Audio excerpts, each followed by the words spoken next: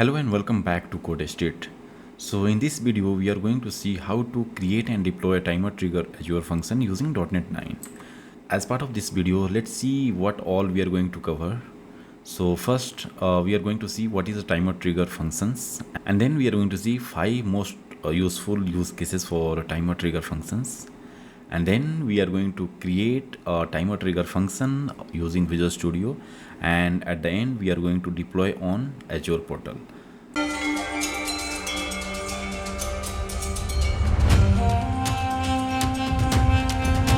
So timer trigger functions is basically you can think it as like a background job or a cron job, and it's follow the same cron tab and cron tab library. Okay, like first it will have a second, minute, hour, day, month, and day of a week. So basically based on these parameters you can schedule a timer trigger function like when it should be executed. So this is very useful on a lot of scenarios. So we are going to see 5 best use case for timer trigger functions. So the first use case would be schedule data backup. So here you can see like the diagram, and based on that you can schedule a timer trigger function that will take the database backup or any kind of data backup on particular time. So let's say if you want to take daily backup on like a 12 o'clock, so that you can schedule using the cron tab, and the same time it will automatically run and do the backup for you.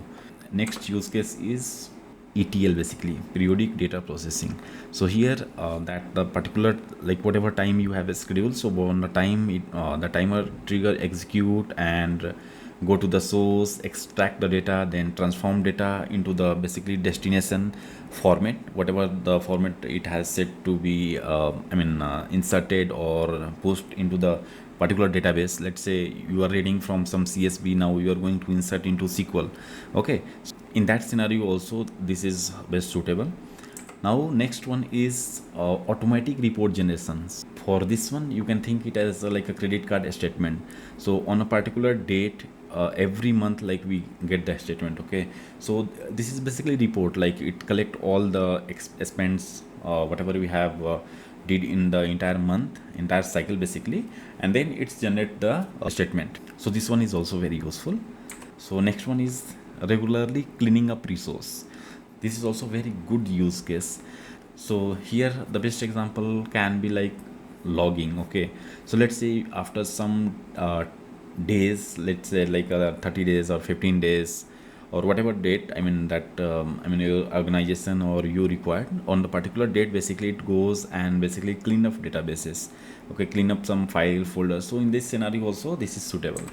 And the last one is basically sending schedule notification or email, like a push notification. It can be email, it can be text message, whatever. So in all scenarios it will suit. So these are the 5 best use cases. Now it's time to go into the Visual Studio and let's start writing the code. Okay, so let's start Visual Studio, then create new project, and you can see Azure functions coming on the left because I have used recently. For you, if it's not coming, then you can just search like this, then you can just click and next. Giving name as function timer trigger function. Okay, and rest would be by default.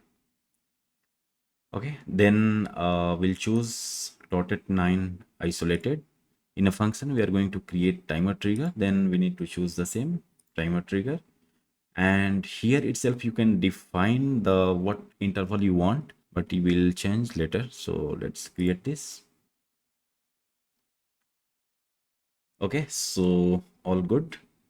Now it's trying to restore the dependencies. After some time it will be fine. Okay, now this means like it will execute in every 5 minutes. Okay, so for us, let's say we want to execute this in every 5 seconds, so we just need to make it as it is and divide by 5. Okay, now this function will be executed in every 5 seconds. Okay, that we will see. and once it will be executed, we'll see this part. Okay, so let's execute this first. Yeah, you can see in every 5 seconds it would be executed. Okay, perfect. Now let's understand this first, this cron part. Okay, so let's say if you want to execute this in every 5 seconds, then you know, right? Divide by 5 will do. Now let's say if you want to execute only once, okay, on the 5 seconds, so then what you need to do, we just need to remove this one. Okay, make it as a 5. Now it will execute only once, okay, on the 5th second of from now. So you will see here, yeah, it's executed once. Now it's not going to execute further. Okay, so same way, if you want to execute something on, let's say, 5 minutes, okay, then you know, like divide by 5 will do. And let's say if you want to execute on like a hour, like every 1 hour, so if we just make it as divided by 1, then it would be executed every 1 hour. Okay, and let's say if you want to execute on every day, okay, so then you can change this part. So this is something like, it's like the first one is the second one is the minute, third one is the basically hours, fourth one is the day of the month, and the fifth one is the month basically.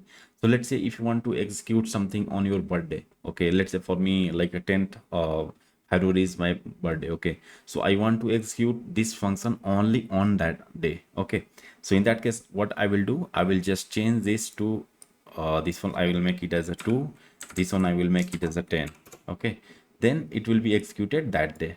Okay, rest I will just make it as a 0 0. Okay, like this, like say 0 0 and 0, then it will be only executed on the 10th February. Okay, and let's say if I want to specify some timing, so that part I can just make it here, like 0 means it will be executed at 12 o'clock. Okay, so this is the basic cron tabs. Now let's write some interesting like a small file writing system. Okay, here like in every 5 seconds we are going to write a file into our system, okay, our directory, and we'll log the current date and time, so at least we can see some something real. Okay, so I'm just making it as a 5 and star tricks, this one also tricks.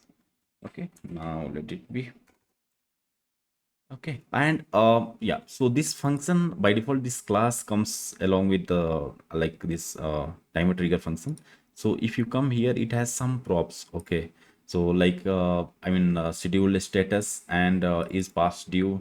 Let's say the situation comes when like suppose this function has to execute at 12 o'clock, but somehow due to some server issue or something happened, it could not execute it, then this status would be basically validated and it will come as a true. Okay, so because this was the past due. Now let's write the function basically. So let's define first the path, and I'm going to write into the C drive. There is a folder, I guess, logs. Let me just verify. C drive log. Okay, or logs is also there. Yeah, this one I can write. So here, let me write logs, and this one I can define. So no double slash would not be required. And I'm just giving the file name as logs.txt or output.txt, whatever. Output.txt. Fine. Now let me write some text. So string text equals to function x. I think the same I can just write. This is fine.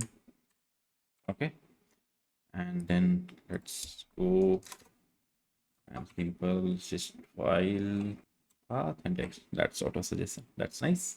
Okay, this is a small thing. Let's execute. Okay, every 5 seconds. Perfect. So here also we'll see, yeah, 5 second succeed.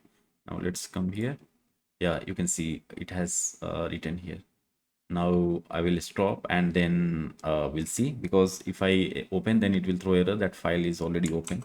So yeah, it has been written like 1 2 3 4 5 times. So let me stop this function and come here and let's open it. So you can see, right, like this, it's supposed to be like this. Yeah, so you can see like 30-second, 35, 40, 45. Okay, so now let's deploy this on Azure portal. So for that, basically, let's not write this file part, because this path is not available there. So we'll get the exception. So let's remove this part and we'll just keep the logs. Okay. And for deployment, I can just make it a proper naming convention so that it would be nice, because this is looking like a function one. Okay. Here also I can just give the same name. So at least you can see exactly same over there. So let's start from the creating the resource group. Okay, so first thing, resource group we needed. Okay, and let's say RG timer, then okay, let's see when it's next create. Okay, now next one is like we need to create a storage account, random name. This is fine because I'm going to delete. Okay, to review and create.